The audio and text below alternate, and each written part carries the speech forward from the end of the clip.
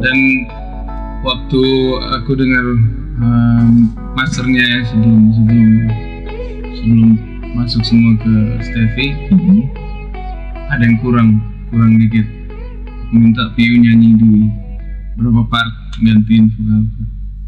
Jadi lebih nyatu rasanya, kayak di Ternyata Cinta.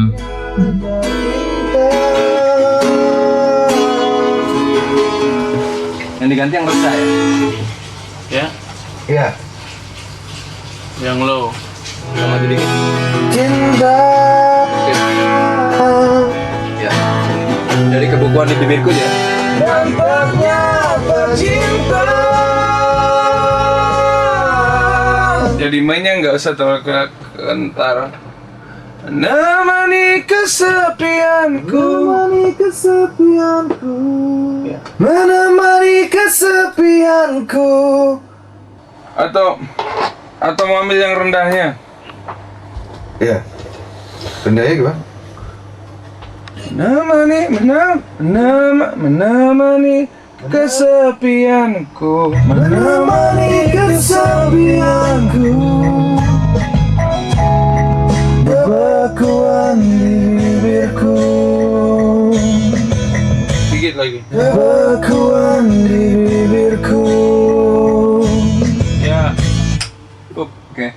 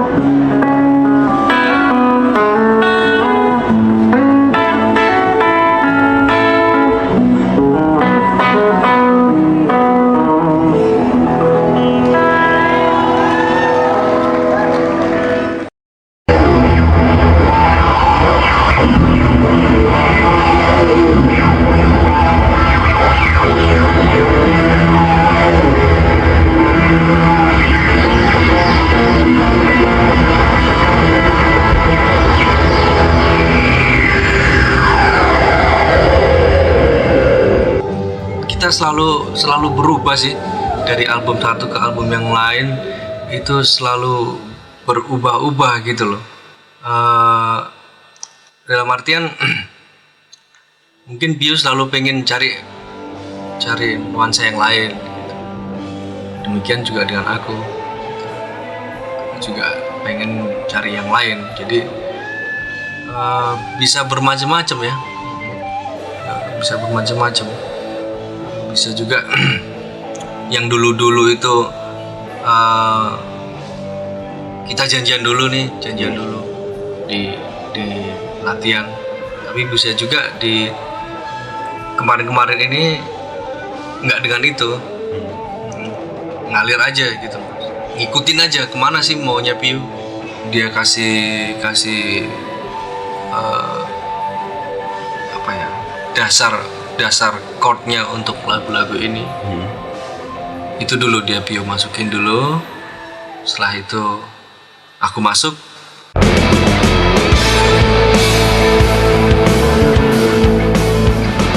Kadang-kadang juga waktu album-album yang sebelumnya juga paling di feel-feelnya aja ya, di feel-feelnya aja yang apa namanya, emang nggak pernah sama waktu di demo.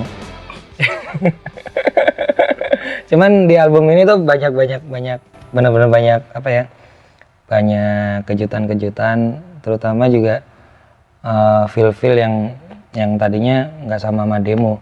Jadi kayak di lagu apa sih yang kenceng itu, Menerobos Gelap ya.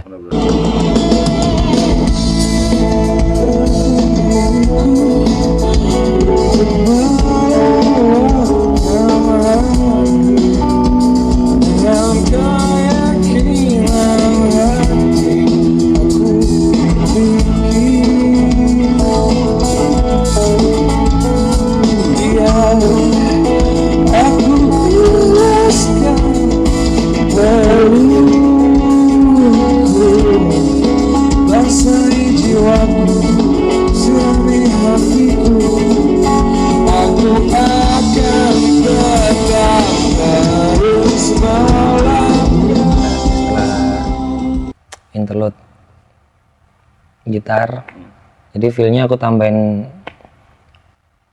1/4 sok ngejazz ceritanya. Jadi pas waktu Rindra take bass dipikir akunya yang salah. Ya itu drumnya bener, enggak emang gua tambahin. Ya udah aja dia yang ikut. Emang Rindra itu paling benci sama gua kalau bilang take bass. Nih petanya nggak pernah sama. Jadi basically yang kita fokusin di sini pattern dasarnya ya. Jadi kalau pattern dasarnya udah begitu, aku mau main bagaimanapun juga si Rindra nantinya akan mengikuti gitu. Jadi yang jelas di sini basic patternnya nggak berubah.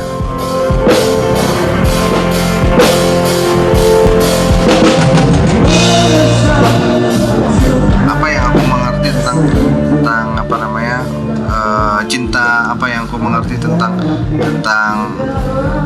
apa namanya tentang hidup ini ternyata simple banget gitu loh, bahwa semuanya itu berbalik dari diri kita, bagaimana kita bisa giving, itu aja.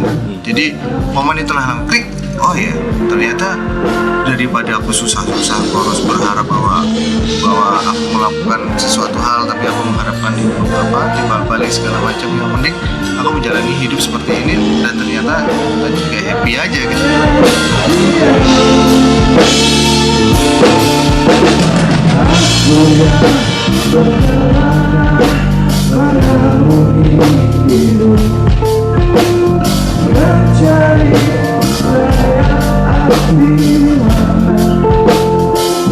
Entahnya dia, lagu itu kayak punya apa magic ya buat aku.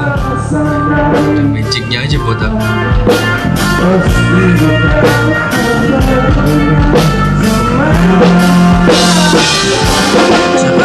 Itu saat rekaman dan main, lebih dimain sih, lebih dimain.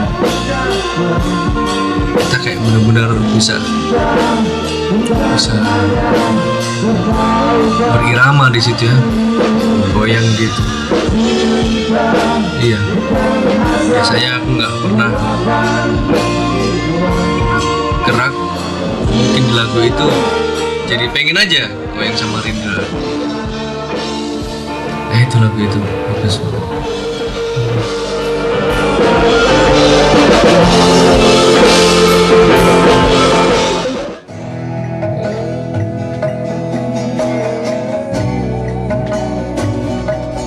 Surmesol itu saat puncak depresi. Kegelisahan itu, jadi orang berada dalam titik gelisah. Jadi pada saat orang bertanya, jadi memikir sesuatu yang lebih filsafat gitu. Tahun 9 aku bikin 97 menjadi hampir dekat dengan sesuatu yang tertunda, mungkin beda. Pokoknya sesinya hampir sama. Maisel ya memang lagu lama itu salah satu lagu yang masih sedikit bernuansa gelap ya, itu mungkin pelangi yang warna-warna tua gitu. Salah satunya itu lagu Si Maisel. Cuman itu pun liriknya udah banyak dirubah sama Fadli ya. Jadi nggak terlalu pesimis. Ini jadi lebih lambat, jauh lebih akustik ya. Aku cuman bayangin ini musiknya kayak Ari bilang ini dangdut, Pak.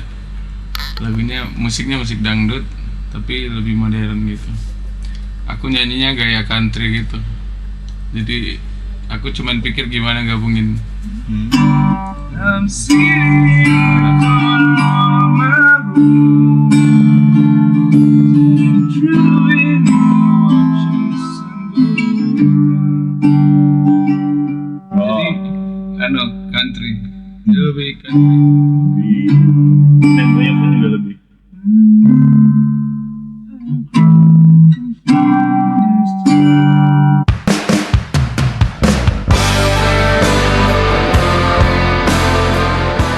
Aku nggak suka lagi take diliatin, ada orang lain gitu datang lihat gitu. Merasa seperti apa ya, kayak ujian diliatin gitu. Kayak pengalaman di album 3 kemarin kan, ini orang bule nih mungkin nganggap enteng orang Indonesia, maksudnya kayak gini. Mungkin dia malas-malesan. Kalau pertamanya suzon aja ya, mungkin dia malas-malesan kalau aku salah-salah, nanti ya udah dia. Ternyata dia bikin atmosfer yang bikin aku main bagus kayak gitu. Ya perlu itu sih. Kadang lagi take dia udah bosan, ya udah nggak apa-apa gitu. Nah, itu malah bikin mood itu drop ya. Apa maksudnya secara teknik sih sudah nggak apa-apa sih, tapi secara emosional kurang gitu.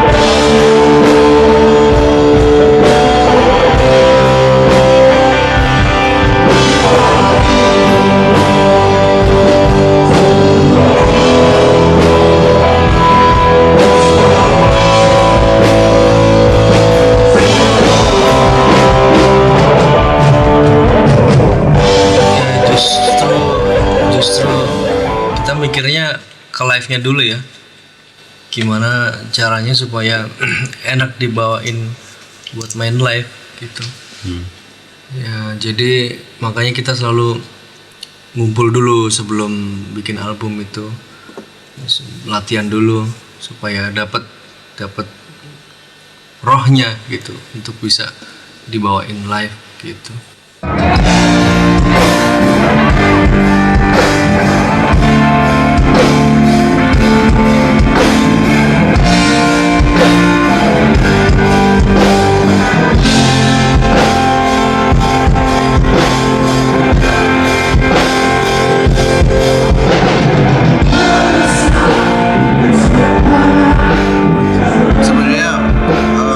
Sekali ya bermain dengan dengan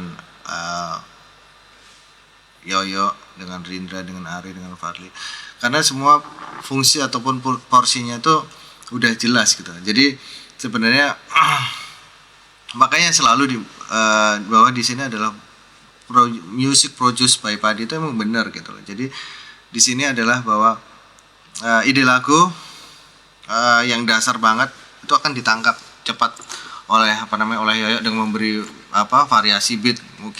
Mungkin kita hanya memberi memberi garis besar beat adalah seperti ini. Jadi sebenarnya semuanya serba cepat.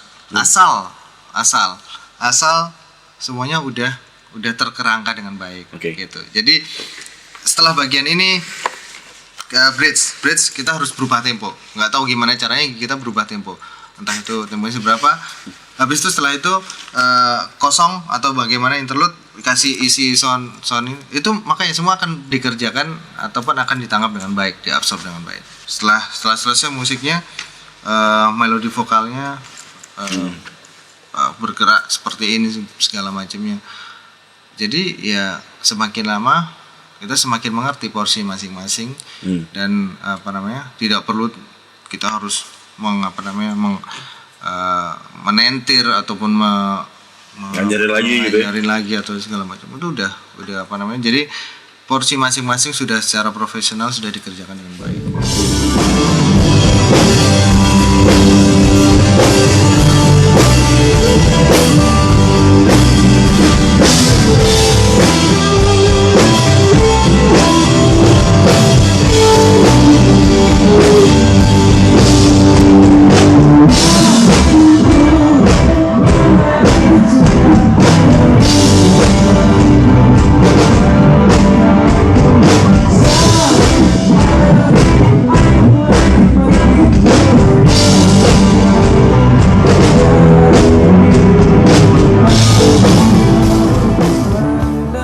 Aku bilang pop, ini pop. Semangatnya tuh pop. Iya tuh. Karena katanya pop is the most powerful way to express yourself. Pop. Gitu ya. Menurut album kemarin pun itu pop. Dekat lah, cuman musiknya memang rock berat, tapi nadanya ya pop.